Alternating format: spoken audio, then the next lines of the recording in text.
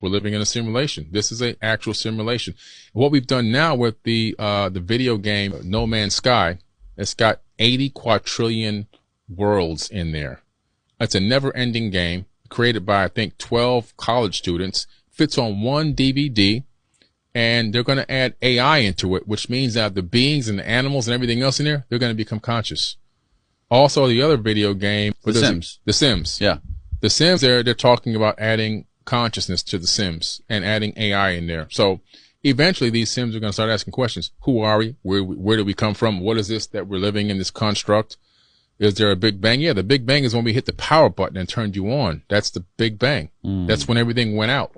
Yeah. So, they can then maybe even begin to write programs in the Sims program to create their own universe. So there's multiple layers of reality. I don't think we're even close to base reality.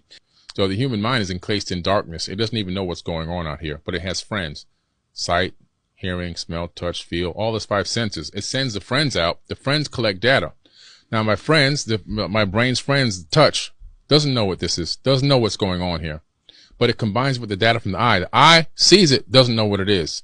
But the eye and the hands send a signal back to the brain, send data packets back to the brain. Mm-hmm. The brain then sorts it out and then creates a hologram of what's here. And then I'm navigating through the third dimension based on a hologram from data packets. Right. And the universe is doing the same thing. There's one consciousness, which has divided itself into Googles of entities. Me and you are one of them. And it's experiencing itself. We are the sensory perception for the universe. Because we can't even see, we only see 1% of the light spectrum here. If we saw more than 1% of the light spectrum, we'd freak out. There's so much going on, in the multi-spectrum, in the ultraviolet, in the infrared, in the gamma ray range, in the X-ray range. We would freak out. There's stuff going on all around us as we speak. Billions of waves and frequencies moving around us that we would be able to see if we had the eyes for it. And I think that 1% is all we can handle. That's with you. Yeah, more than 1%, it would be a lot. Yeah, it'd be cool to have some X-ray vision or something like that. Yeah. But you add it all together at once, and now you're talking about multiple dimensions. Well, the human avatar body can't even get to the dimension because we're a third dimensional substructure. We'd have to create the technology to phase shift into a body of some type, whatever type that would possibly be, to even ascend to a higher dimension. Yeah.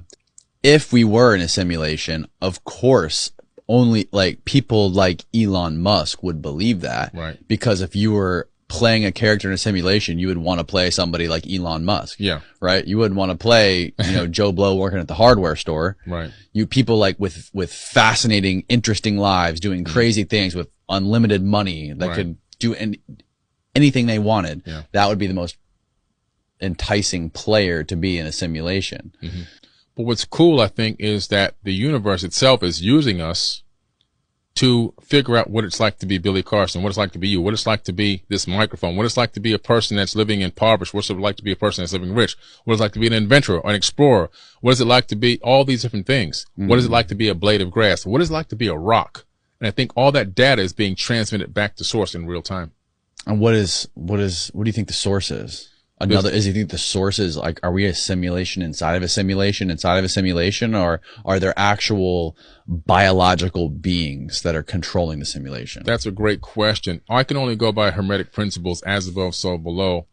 And so if you look at the way the universe or the multiverse would be set up, it's almost like cells in a human body. Because you look at the cells in our body, it's like a multiverse inside of us. Mm-hmm. And so it's like we're living in also a multiverse, which is full of cells. Each universe could be a cell. It's just really amazing. So it could be biological. It could be that we're in a biological body. It could be that we're in a software program. I mean, there's so many possibilities. It's almost endless. But I do know that the fundamental basis of what we're living in is light. Because everything, if you take an atom out of this phone and then smash it, it's going to give off light. It's just slowed down light waves to a slower frequency. Everything that exists, everything in the third dimension, everything you could think of is only a light wave. Matter of fact, due to wave particle duality, everything only exists as a wave first and then collapses into what we appear to be the illusion of solid matter later. Like right now, you're here. Your home exists as a wave of potentials. It doesn't even exist as a solid structure. Now, if somebody sees it, it collapses instantaneously into a solid structure known as your house. Your house has a specific frequency because of the way the atoms were stacked. So it always collapses into the same structure. When you get around that corner and you finally make it home and you see it, that's when it collapses back into your house again. Everything you can't see exists as waves, just like in a video game. The next frame only appears when you need it to. If you go this way, the screen doesn't go anywhere. It's the same screen.